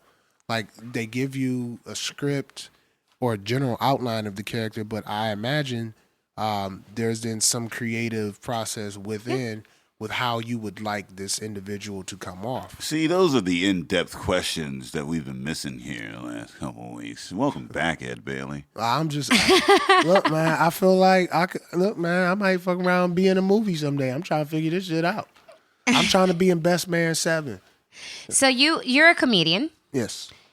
So when you have, I'll say your script written down, and you may say a joke a certain way one time, and then suddenly when you're on stage, you say it completely different? Sometimes, like, I'll look at the crowd and try to read the crowd. Right. You read the crowd. But there's no audience when you're... Well, think of the crowd and the comedian as the partnership. You feed off of their energy and they feed off of yours. So if you come in and you're really honestly not telling your jokes with enthusiasm, they're not going to laugh. So as an actor, I come in and you have a purpose. So there's so much. I'll try to quickly explain. So you do a script analysis, you do a character analysis, and then you do a scene study. So you read the whole script to figure out, okay, what the fuck is this character trying to do, right? So you know that, like, for example, if you're the villain, you know that your whole purpose in the entire film is to screw the protagonist. No matter what is in front of you, your whole purpose is to fuck with them, right? So that's your script analysis. Your scene analysis is, okay, in this scene, he's trying to walk from that door to this door. My whole purpose is to not let him do that. So if he walks in running, my reaction has to be, I'm going to run against him. If he walks in slowly, I'm going to slowly go and do the same shit, block him, right? So you kind of feed off of what the other actor's doing, but you have a purpose in mind. So, for example, in Blood on the Leaves that you saw, my whole purpose was I wanted my husband to pay the bills. And he was not budging. So at first I was kind of angry. Then I was kind of softly. Then I was kind of sad. And he just wasn't listening to me. My whole purpose was shake his ass and tell him we need to pay the bills. So, there's a lot that goes on with an actor. And then you do all this preparation and you get to the scene and the actor does something completely different. So you just got to be like a comedian. Make it up as you go. Yeah. Wow. I've always been interested in how much improv is involved in acting, and the boundaries, that you're given and whatnot. You do have boundaries depending on how much they want you to stick to that specific. So like they say, okay, your character has a tick that you always have to, I don't know, play with your keys. You can't like suddenly start playing with a pen, So that's a boundary. Yeah. Yeah, I mean, yeah, but I just like I don't know. Is there a rank that you get to where they give you leeway like on a certain scene, or like if you're a support character or you may not have the reputation, like how much leeway do you have to like really create that character physically? Or in how you act, because they write the character in the script and the villain, it could be the antagonist or something like that. But then how do you antagonize? You know what I mean? Like, what is that villain's personality? Like, do they write that in the script, or is that with the audition? Like, ooh, we like how you play this person. A lot of the times, it's exactly what you said. So you come in and you have, let's say in Pittsburgh, you have 10 different actors auditioning for the same thing. They're all gonna do it differently. Right? They're not going to come in and say the lines the same way. Rarely. So you just pick the one that you kind of like how he brought that character to life. So from the audition, you could tell, okay, this is what they want me to do because they picked what I liked. I mean, they picked the choice I made. Sometimes they change as you're there. And as an actor, you have to, again, think on your feet. A lot of actors are not really good at improv, which is what kills them because you have to be able to be directable, I guess, right. If it's a word. Like, if the director says, you've always done it this way, but you know what? Now I want you to do it upside down. And you're like, fuck, I messed all my lines. I was holding on to this and now that's not going to happen. So it's, they do tell you what they want, but a lot of the times, depending on how big your character is. So like if you're a supporting role and you have like 1 or 2 scenes, you're more than likely going to get it right from the audition. Okay. But if you're a main character, you can choose how you develop that character. So I did I've done a couple of shorts where I'm the main character and I get to evolve. And actually, as an actress, that's what I like. I don't like to come in and everything about me. I like for you to want to know, okay, what the hell's going on? And I actually play the villain better. Those are more interesting. So much more interesting. I always like villains more. Weren't you in the Batman movie? Weren't you rooting for damn, I forgot his name now. Heath character. Ledger. Yeah, Joker. The Joker. I wasn't rooting for the Joker. I liked them. I like drama. I like I like dynamic characters. I like people who have more of a conflicted background. I mean, because I think they're more real. I think the antagonist at times is, too, like people are too forgiving of, or you have idols, just, in a sense. With a villain, like all of the demons are exposed, and it's just, it's out there and like it's there for you to like jeer and hate, and it's like, oh yeah, yeah. Da, da, da, but well, if the villain comes in and the first thing you do is hate him, and the whole movie you hate him, that actor is not doing a good job. Yeah, because you're supposed to love to hate this person and hate to love this person. Well, I was watching Fences, and that was the thing that like And it's just because it was recent that I saw it or whatever. But that character was like, it was very dynamic, but there were very, villainous, like moments. Oh yeah. And he was not a good man. no, like, I mean, like, and there were like, it was like, it was this constant back and forth where like, yeah, man, you're a dickhead. But then you're like, but I get I it. can understand. All right, I can kind of understand. Damn, but you're really. Yeah. All right, and then every time you forgave, then it was a whole. And you're Yes. like, God, how much can I, There was no back and forth with him. I hated that both of them from the gate. Yo, I fucking like it was No back and forth. At moments, you felt bad, like when he was talking about his struggles through baseball. I was like, okay, I could kind of somewhat understand why you're so bitter about life. I don't totally like you, but I understand you. Nah, he just sounded like a hater. Well, I mean, He was. I think that's the beauty of the villain and the drama or whatever. 'Cause that's Yes. how people just are in general. I think that Yes. the more we're able to understand people, the more we're able to, if not try to change them, then prevent other people from following that same path. Right. You know what I mean? And like, I feel like even on stage, I learn more from a bad set than I do from a good set. A good set just means that, all right, everything that I already learned is working. A bad set is like, this is what new I can lesson. do better. You see what I'm saying? Like, so a villain offers me, I've learned more from a bad person. It offers me more insight into the human psyche than the guy Yes. that doesn't curse. So for me, a good villain is the one that you're like, wow, they're so fucked up. I wonder why. Like you keep thinking like, why would they just do that? Like what happened to them in their childhood? Like what the fuck? Yeah. And that's, as an actor, you have to create that. So I walk in and I'm the villain and I just sit here and everything you say, I'm just gonna, throw fireballs at you. And I'm not gonna tell you why, but I'm gonna make you wonder why. And then probably my mind is because you probably stepped on me 3 days ago and I'm just mad. So do you all like create backstories Yes. for villains, like in Yeah. your own mind? Yeah. If they don't give it to you, you create your own, Yeah. which makes it so much more interesting. Like I said, it could be some dumb shit like, oh, he stepped on me, so I just hate him because I have this thing about my feet. Damn, how'd that come up again? Oh, God. I didn't even realize.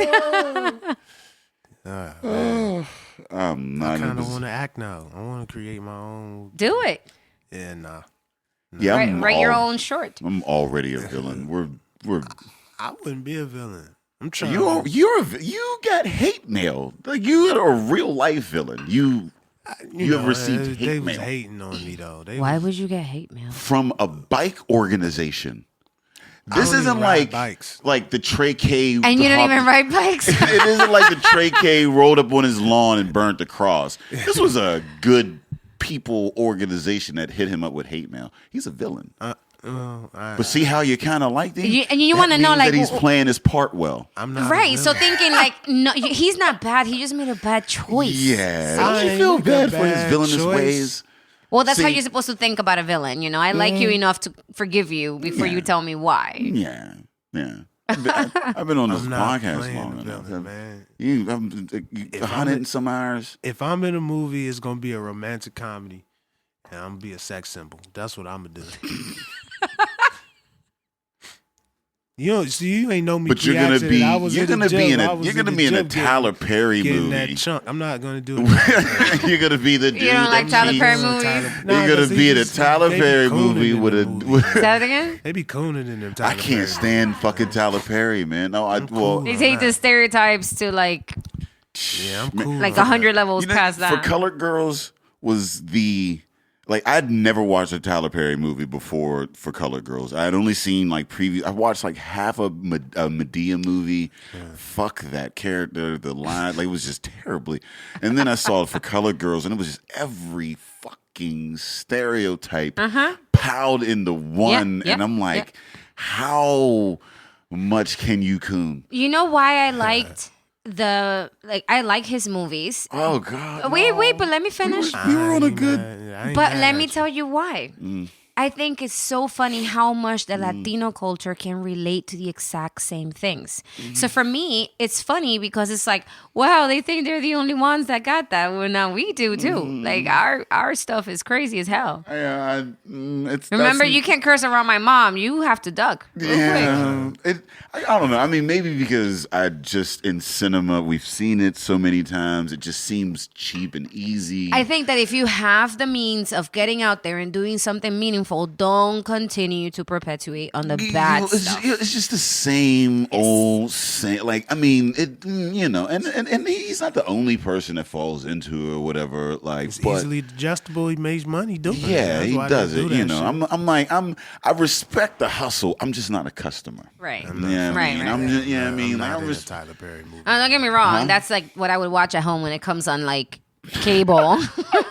And again, because it's relatable to the Latino community, not so much. That's not one of the movies I'll watch because it's on TBS or something like you know how much I have to love a movie to watch. Like I'll watch Coming to America. I'll watch like some you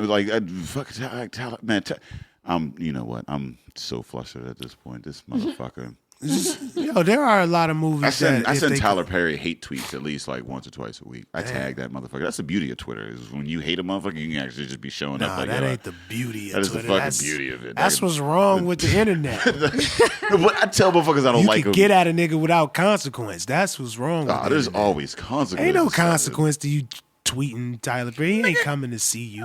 Maybe not. You ain't tweeting the motherfucker. If I ever down saw the that street. nigga on the street, I would tell him fucking to his face. I can't see him to his face. You mean to tell me? Money for him. You mean to see SEAL Team 6 on your ass? He'll come up to you and be like, "I really like your show, guys. So can I bring you guys down to the ATL?" Would you do a Tyler Perry presents Drinking Partners? Like. Well, who has created? There's consideration in that. See, like who dictates how the show goes? If I could put on a good show that has mass, like it could get out to a lot of people. He was like, "Listen, I'm gonna write this shit." Nah. What if he says you have to make sure you hit these points? You could do the rest, but as long as you stay within these boundaries. It depends on the boundaries. You have to make sure that you make it that promiscuity in women is terrible, that AIDS is going to come from being a homosexual, that... I don't agree with that second one. Promiscuity, I don't have that same view that you have. Promiscuity is a choice, and some people think it's... I mean, again, what I'm saying is that if he dictates things that you personally don't believe in, but he has a $10 million dick on the out, then are you going to bend over for $10 million to do a drinking partner show? $10 million. Fuck yeah. It's like, I don't gotta like you, but I like the paycheck. How's the contract written? Like, if you talking about presenting the idea, that don't mean I gotta agree with it. I can present those ideas. He totally wants disagree. you to promote these ideas. No, That's what I'm saying. Would you promote someone else's mean ideas? Agreeing with it, that's just says shit being talked about. We talk about that. You know what? As a podcast, you can use that as a loophole. Yeah. But what if it's what he's saying, that like you have to say, and your view has to be that you agree with these things. You agree. Promote is not the same thing as talk about. Promote says, I am behind this. I'm sponsoring this. This is how I feel. I feel this way. And he's... why he giving me $10 million for that? Well, again, because he wants. Let's say he wants to bank on the radio, on the podcast. Do you think that Dave Chappelle was writing jokes and going to open mics and thinking, where am I going to be when a motherfucker offers me $50 million to continue a show? Like, these are things that in our profession, we kind of gotta, you as an actor. Yeah. Oh yeah. Yeah. I mean, we as entertainers, like, that is the kind of like, how do you maintain yourself? What is your soul worth? You know what? There's a lot of times, and that's a big question that, like, sometimes he's stuck on that, like, but it's $10 million. Because I could come back from that. Like, with the internet, Dave Chappelle, at that point, the internet wasn't what it is now. Your fucking opinion can change. In 12 tweets, dog. I get that $10 million. create my own platform. But the thing is that in it's contracts over. like that, there's written that you can't. He didn't talk do about that. what was written and all that. Oh, okay. I mean, like I said, I don't want to promote ideas that I think are going to be harmful to other people in general for any reason. You know what I mean? Like that, if I feel that it's going to be harmful, there's really, I personally, I don't think that I would do that. You know what I mean? I would hope that I wouldn't. Everything about Like me given the opportunity, that I would have the strength to look at that and what that can do for not only myself, but my friends and family and everybody that I know and say, I don't want to do that because it does not align with my personal belief. You want to be in such a good position that you could turn it down. Well, I mean, that's the thing I think that real strength is if you're in a position of frailty or vulnerability. That you need the money, but still turn it down. And turn it down. Like the people that Dave Chappelle, and that's the thing. I'm not to take away from him, but he, like you said, he came back and he fucking made a few mil just off of tours and the whole night. He was such a place, and he had done such a thing that, like, even him going away and then coming back, he's still, you know what I mean? I look at it like this. You offer that to a motherfucker that's just like making, you know what I mean, a couple grand here and there for some shows or whatever, and you present that type of money. It's like, look, you need to do what we tell you to do. When you turn it down in that situation, that's where I feel like the real strength is. It's true. I would hope that I had that ability to do strength so. to say no. Nah. You could take that 10 milli and create the change that you believe in. Look, man, some of these sports leagues, they ain't let niggas play before. And now we taking over the league, bruh. And it took somebody being like, I'm going to play for this team in this league that doesn't respect us, and I'm gonna make you respect me. But then you gotta. But what really is respect, and how much money are you really giving to other people for your? I mean, you look at the NCAA, and they don't get paid for any of the millions that they bring into. You know what I mean? Like, and then you look at the players. NCAA. I mean, that's the whole that system. But even in pro sports, the amount of money that they're bringing in is nowhere near the amount of money that they're being. But you're never, if you work for someone, you're never going to bring in what they're getting. Well, no, I understand paying you. But then they also don't educate the motherfuckers, and half of them end up broke afterwards. So that's a personal thing. That's not. It's not in the team's. It's not the team's responsibility for the betterment of you. They pay you for a job. Like, you go to work, fam. They pay you for work. They don't pay you and then train you on how you should divide that check and all that shit. No, what I'm saying is, if you can take that opportunity and create something from that, and get a larger platform from that, and then really spread your message, then that would be a situation that I would. Yeah, but I mean, I don't necessarily. It depends on the situation. Like a motherfucker coming and telling me. Yeah, I mean, it's very difficult to just talk about this and just have a blanket. But motherfucker telling me you gotta say this about this, or you have to have this opinion, that's not something that I'm trying to get involved with anyway. Mm-hmm. Telling me I have to have an opinion, nah, bruh.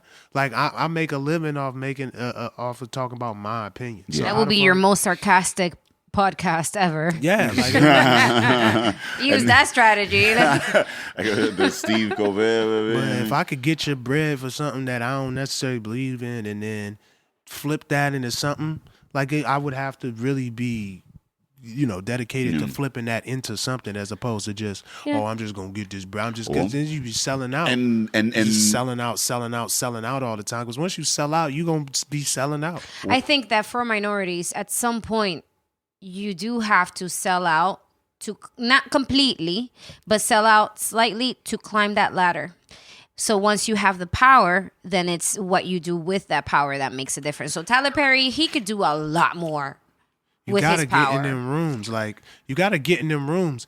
And just saying fuck you to everybody don't necessarily get in them rooms. I'm not saying you got to compromise everything with yourself, but you gotta be calculated about that. Yes, you know what I mean. Yeah, I mean, I agree that there is no black and white. It's mostly gray, and the spur of this conversation is the villain role, and those villains. When you look at say the Watchmen or whatever, and how he wanted to. Create set off a bomb and kill millions of people so he can mend relationships. And at the end of the day, like, humanity is going to, like, prosper as a result. It's one of those things, like you're saying, it's like, all right, I'm going to take this. I'm going to do some foul shit. but the end goal is going to be better than that individual action that I'm doing at that time. You know what I mean? And that's just life is a bunch that's of... what I'm hoping Tommy Lauren does. You know who Tommy Lauren? Fuck right? that. I know. I can't know stand her. about her. But I'm hoping that she's gaining enough to turn that shit around and be like, okay, I was wrong, and then do something good with her exposure. I think she's just just getting that bread. That's it. She just wants Oh she's my just God. saying whatever she Getting can that say bread. to get that. And she here's the thing. She does it very well. If there's a thing that I can respect about her is the fact that she trolls She gives too very little. well. She gets a lot of press. She gets a lot of fucking attention. So she's troll because here's the thing. 'Cause she a I young consider white her a woman. troll because I don't Yeah. believe that she believes everything that she's saying. And that's what a troll is. I don't think that there are some like the one dude that does the InfoWars or whatever. He really believes a lot of the shit that he says. He is very passionate. She's and like, definitely doing it but because the audience wants to hear that. And even in her delivery, like you can you can tell when a You're like, motherfucker's passionate. you know Yeah. that shit is not true.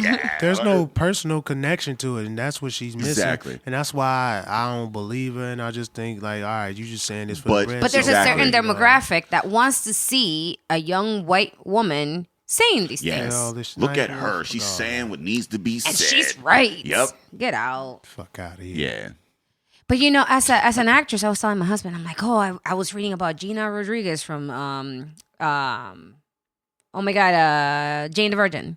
I'm like, she turned down some jobs because she didn't really agree with what the character was doing. And I was like, man, I wish I could do that because at this point, I really can't.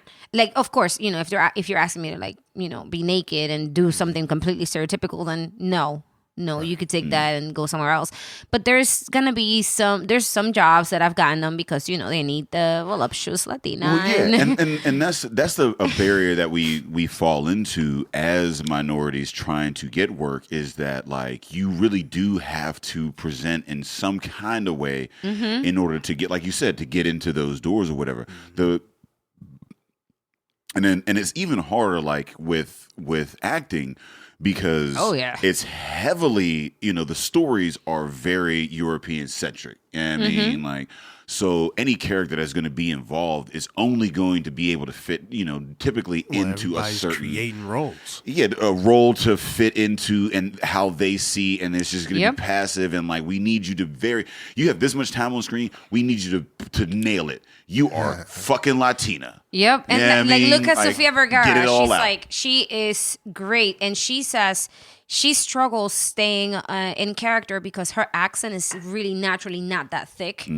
But that's what they want her to be. They want her to act like the ditzy, stereotypical, Is that the big chick boobs that- what Latina. is it? What's that Modern Modern Family? Family? Modern Family, yeah. She has like the Yeah. because it seems played up. Like I mean, like and that's just, what they want her to 'cause do. and I'm like I've never She can't be like that, right? I've never heard anybody naturally. But that's what they want. Yeah. That's what they want her to do. And it's like, come on, man. We're not all that crazy. Yeah. That crazy. But I mean but then you have that. Then you have like there is no right choice. It's either I'm not going to take this role, somebody else is going to fill it or whatever, or everybody says we're not going to take this role, but then the role doesn't exist. And the there's thing no is that that's the representation. issue, that you can stand up for what you believe in, and then you're like, I'm going to pass up this really good opportunity for something that I slightly disagree. Yeah. And then someone else is going to come and Right take in it and from plug me and play. because there's still people that sell out. There's a lot of Tommy Laurens out there. Yeah. A whole lot of Tommy Laurens. Well, they mostly Tommy Laurens out there. Mm-hmm. Most people selling out to some degree, like, and selling out on a smaller degree ain't necessarily called selling out, but you compromise shit you believe in to for the greater good. Like, I'm a comedian, but I still work a 9 to 5. I'm selling out for that. You know what I mean? If you really think about it, like, I could be spending that 9 to 5 doing some shit comedy related, but I got kids to feed. You know what I mean? I have a certain standard of life that I'd like to maintain. So Being an entertainer, it's like, again, a whole different breed. Yeah. You have to mentally be in a place where you're like, this is what you absolutely have to do with your life so you don't go insane, because there's so many different options in the world for you to make money. Yeah. This is not the fancy one. I just wish I would have gotten into it like at a young age, because creating a standard of living and then being like, I'm a step away from that is hard. Tough. Yeah, I mean, it's I think it's I don't know, for me in the journey of this whole thing or whatever. Like there, like I said, I have a certain level of comfort, and we just had John Dick on the podcast, and we were talking about how he does the tours and whatnot, and like in order for him to do that, his standard of living is completely different from what I've been accustomed to, because I what to do, but I think that as an entertainer, what I mean, like once you get into it or whatever, that experience that you have comes through in your art. You know what I mean? Like your experience is much different. You know what I mean? Having experienced that as opposed to the person that was just always an entertainer, always in that lifestyle. Oh, and your level of appreciation and humility is so different. Yeah. So different, because you go from, I can be making money in this, but I'm choosing to be broke in this. Yeah. Like you really got to, like when you're younger, it's like, because I did a bunch of shit when I was young. It didn't fucking matter. Like, and I, jack of all trades. It was like, whatever the fuck. Like I got time. I'm young or whatever. Now, if I'm putting time into something, it better be worth something. Yeah, I mean, like, and to put time into something like this that isn't guaranteed and has no blueprint, like that requires a lot. Yeah, I mean, I think it shows. So like while I look at the young cats that are coming into it, and I'm like, yo, you are gonna be fucking crazy because you put the time in early and you're doing your thing or whatever. I also appreciate the experience that I've had and the work. I mean, and how that translates, into the work that I'm putting in, now. Yeah, it's funny because I worked as an engineer for 8 years. And then I had 2 kids and married, and I decided, well, you know what? I think I'm done with this career, and I'm just going to be full-time actress instead of half and half. And I could say that probably 90% of the people that I told said, oh, my God, you're insane. Why would you do that? Why would you not only make a good amount of money with engineering, but like a pretty decent amount of money, and you're going to leave all of that for acting in Pittsburgh? That's insane. And it's like, when I used to, it's kind of difficult to say. I used to walk into my office and honestly feel like mentally I was not there. Yeah. Oh yeah. You check out. You're like, fuck. Yes. You're like, really? And this and that and whatever the fuck you're about to say. Yeah, exactly. Like, fuck that meeting, fuck that paper. You want me to do what? No, you use the calculator for that shit. But you know what? It's I can say that that experience made me realize how much. My parents didn't go to college. I was the first one to graduate in my family. So much was riding on me that I didn't let Cindy come out until I accomplished everyone else's dreams. So that's something that in minority in the minority culture, no matter what country you're from or what your background is, that's kind of like what we always push. Like, you have to go to college, you have to get that career, you have to do this. And entertainers, oh, come on. You're going to live off of crackers for the rest of your life. And not really. I think that you just have to push. But having that second job or having that career is never an extra. Like, I could always go back to it if I want to. That's that's the thing that people, sometimes don't understand, or even have the balls to do it. And I love the fact that, people are able to find something that they love to do and do that, as opposed to being the miserable fucking curmudgeon that you walk into the office and it's like, I hate you. You like.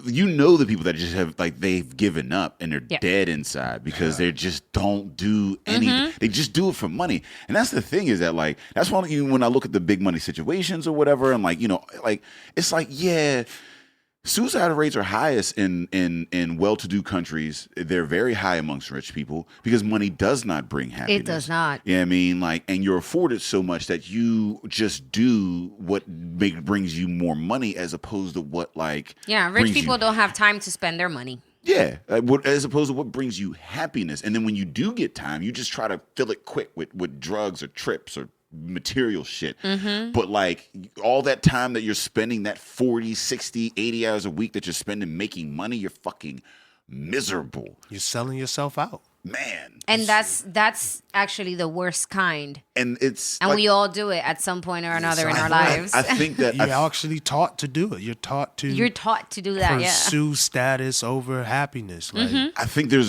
a place for it. And if you're listening now, I think that whatever you're doing, you need to do, but find something that you like to do.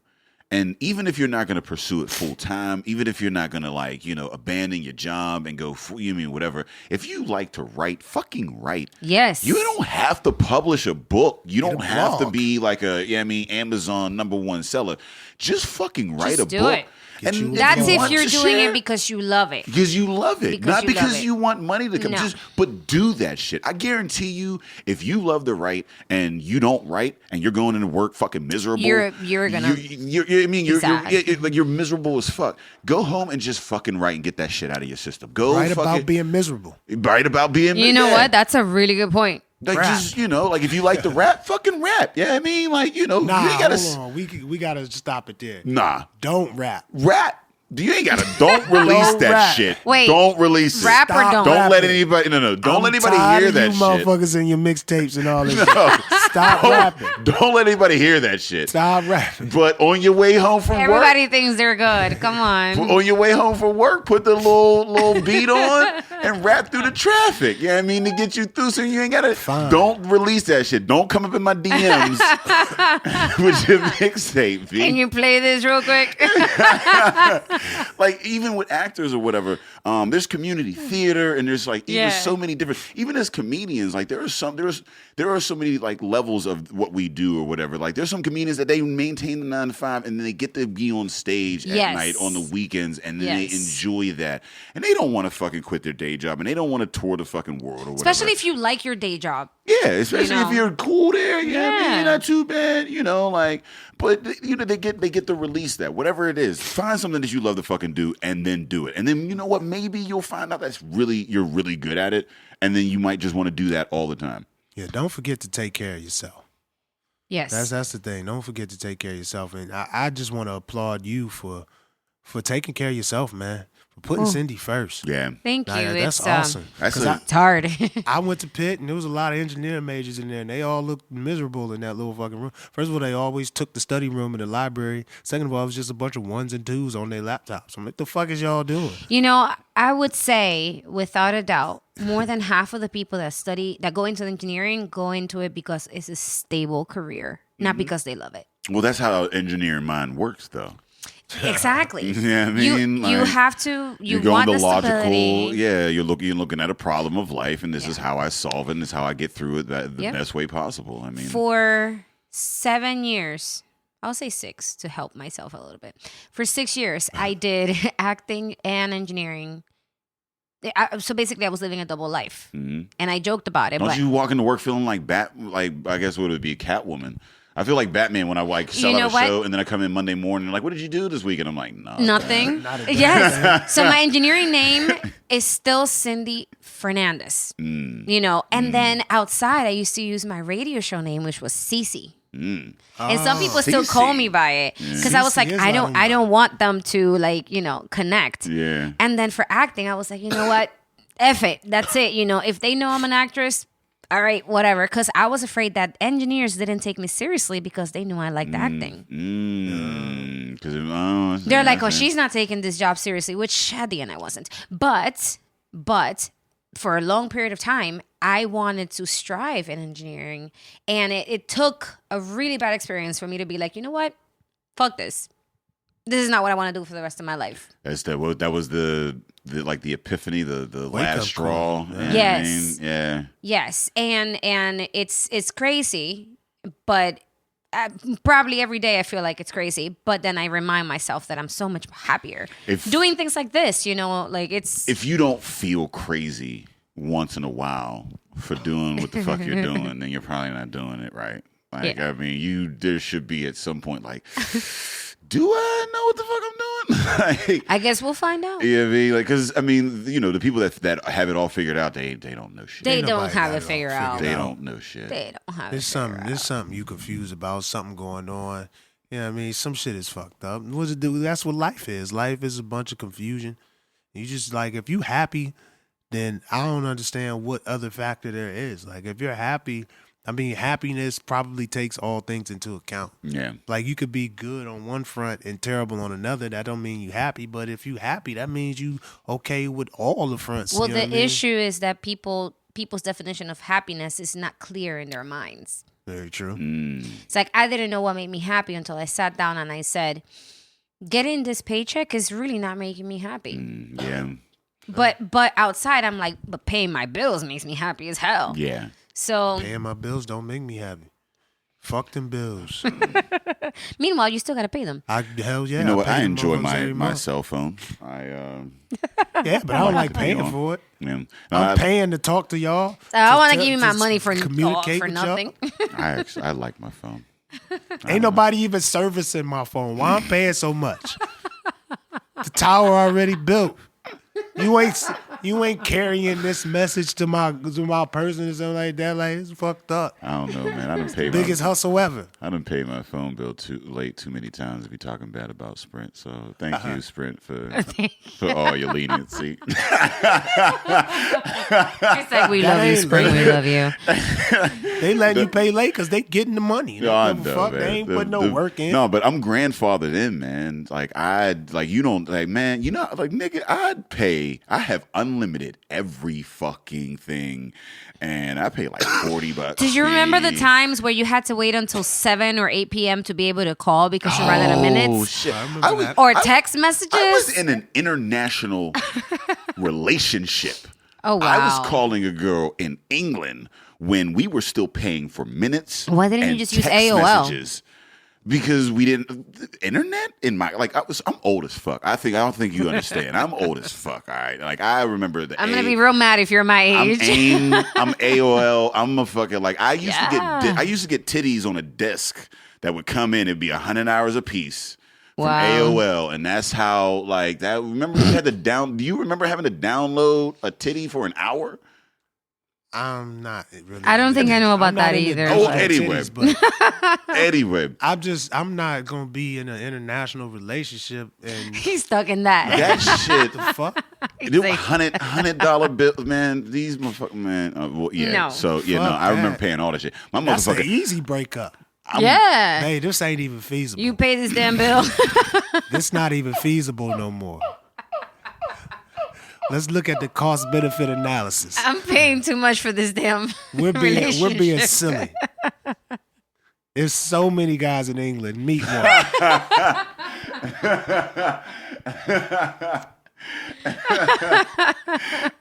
And my girlfriend is sending me her titties on a disc. She's not my girlfriend. She's sending it to a whole bunch of people too. I'm saying, like, So you better make a profit out of this shit right here. listen, man, fuck out of here. I'm glad you grew up from that naive, Yeah. that naivety. Trusting. That's But trust right there. yeah, no, man, my bill is dumb fucking cheap, man. I'm grandfathered the fuck in. I don't. You need I'm, to stop paying that once $40 they- bill late. Here's the thing, man. I'm gonna stop upgrading when like they're like, yeah, you can't have this phone, like you can't have this building. Then whatever that phone that I have at that point is gonna be the phone that I have forever. Until it breaks. And it's going to happen like the day after you say no. It's but like, aren't you my an last engineer? phone, people. Like, isn't that didn't I just meet you? Aren't you an engineer? Can't I just bring it to? Nope. Like, Nope. Didn't you just hear this whole? She shut that part of life down, man. I'm Cindy Nixon now. She's CC. I bring out my engineering. Oh, I was watching Hidden Figures yesterday. Such a really Still haven't seen it. it's such a good movie. So I'm gonna spoil it just a little bit. They put some math on the board. Oh, it's past history, so like Huh? it's like it's history, so like. Oh, so you like I'm can't gonna spoil it, you know. All right, so they put some math on the board. They made it. And remember how I said it's really hard for someone to watch TV, any kind of show with an actor. It's really hard to watch any math, anything with an engineer.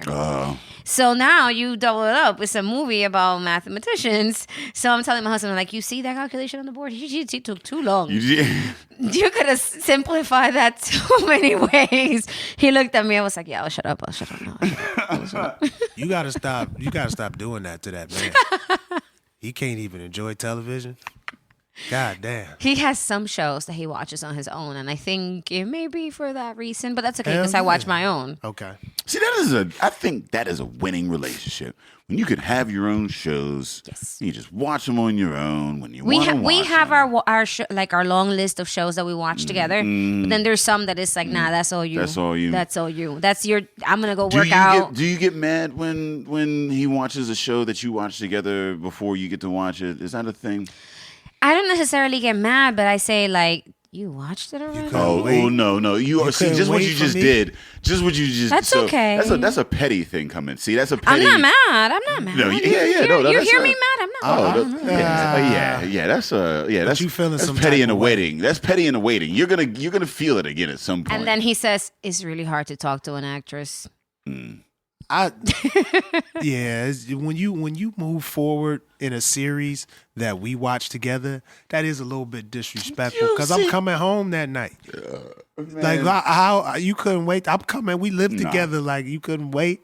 Fucked up. But I don't get mad about. I encourage you to watch shows that you like On your own, yeah. Start yeah. shows. Start seasons without me. I don't care. But I you don't know, even like TV I that wouldn't much get anyway. I wouldn't get too mad if he watches an episode and then he rewatches it with me. You know, I wouldn't get too mad. See, women be trying to act like all of a sudden they try to act like you done ruined the episode. Like if you watch the episode first, then you want to watch it with them. Like, no, you already seen it. No, like, he we gets gotta- it's like ruined. But you ain't seen it. He gets up and he walks around the house, and when he does that, I'm like, "Did you watch this? Because you're not paying attention." That's the tell. But you when- don't even. That's like I've learned that myself because I don't even know. And then I'll just get up and it's like, you don't give a fuck about that whole scene. Yeah, that like just you've happened? seen Like, this. no, he just did that. seen Like, how you it. know? But you know what? Be getting me mad all the time. We have a 3-year-old, and I'm like, "Oh, I want to watch Moana." He's like, "We already watched it without me." See, See, That's my they kid. made the movie without you. You wasn't there when they made that shit. My kid saw the movie without me. Oh. Do you know how many times your kid go watch Moana? Look, and experience it the exact same way. way. My Like it, daughter watches Moana like 8 times a week. Look, I had to get over that real quick because every time I went to the radio show, he says, "Oh, we watched that movie when you were at the radio show," and I'm like, "You had bonding, whatever." And like after the third time, I was like, "All right, fine. I'll just like find something for me and her to do without you." Like, fuck that. I feel like if my presence during this viewing experience matters, then you're viewing it wrong. Because like when I'm in the room, I'm in the movie, and I don't like a motherfucker asking me questions and talking and doing the whole like I'm here, and then afterwards. We gonna discuss. Did Yes, you catch afterwards. that? Because I caught that. Well, that's when you're streaming. Because if you're watching, so we stream everything. Yeah. And then we were watching a couple of shows this last week, and we were watching them live, and we're like, "It's commercial. What do we do with ourselves? Like, I don't what watch do we shit talk live. about it right now? Like, what do you Wait, do?" they had commercials in the streaming dip? And no, they were don't. watching Oh, something yeah. live. So we were Oh. watching it live, and it's like, oh, Yeah, I don't like the live shit anymore. Like I'm doing Walking Dead right now, and it's just not I moving can't get into fast that. enough. No, I can't watch commercials. I don't It's like. I not don't watch moving shows fast until it's they're terrible. You should. It pays people's bills. Oh, it's gonna pay You're the bills right. whether I watch it or not. The fact that I'm tweeting about it like that and I'm helping it trend, they getting paid. Like, Yeah. It's at that level. I mean, now if you on the block and you coming up and you got this, release or whatever, I'll put money in your pocket. Like when I see up and coming artists, doing their thing, I'll put money in your pocket. If Warner Brothers is producing your shit, I am going to get it from Pirate Bay. That is Yes. how it works. That's what I'm doing. That's what you know. What we typically watch movies at home and stream them, right? Mm. But for Get Out, my husband was like, "Let's go watch it," and I'm like, "Can we just watch it at home? I don't want to take the kids to their grandma's." And he's like, "No, but I want to support them." Yeah, exactly. Yeah. So we need to go to the movie Mhm. theater, and I felt shitty, and then I was like, "Yeah, you're right. We should go support them." Exactly, and that's how I am as well. Like if there's a movie that like I will support, like Fences, like I actually got that, but like like I put money towards Yes. like that because that's something that I want to support. But like there's only so many motherfuckers I want to support. Not everybody. Not that many. Yeah, not everybody getting a nine. Not that many get me out of my couch. This has been a great cast. We have to have you back on. Your personality is just clearly you do what you do and you do it well. So. Next time I'll interview you guys. She is La Rumba. La Rumba. This has been a. You have to play that song for me. Like It's RZA versus featuring Method Man. Y'all, I'm surprised y'all ain't hear it, man. I don't know when it was popping, but I know that motherfucker. I just know that part of the song. I don't know no verses or nothing, but I do know that. But yo, that was a wonderful interview. Well, thank you for having me. Tell them where they can find you. Well, for everything acting related, you could go to CindyFernandezNixon.com. And actually, even the radio show, you'll see link there. If not, I guess on Facebook, you can find the radio show La Rumba Live, and that's it. It's kind of simple. You don't do the social media. Oh, thing. I do. I guess I just have everything linked to the website. But yeah, Cindy, I shorten everything. So Cindy-Fer-Nix. Nice. And everything. So Twitter, Facebook, Instagram, Snapchat, everything is the same thing. Cindy-Fer-Nix. There it is. Yeah. Thank you for having me, guys. Thank you for coming on the podcast. And this beer is awesome. Shout out to Full Pint for that. Shout out to Full. Shout out to Tom Poet. Yeah, I mean. If you're looking for us, we are Drinking Partners, and you can find us on epicastnetwork.com/partnerspod. You can find us on iTunes, Stitcher, Libsyn, and Google Play under Drinking Partners. You can find us on IG, Twitter, and Facebook at PartnerSpod. Hey, we want to thank our guests, Cindy-Fer-Nix, Cindy-Fernandez Nixon, CC, however you want to call her, from whatever walk of life you know her. And as always, Drinking Partners is the crew. Epicast is the family. Epicast.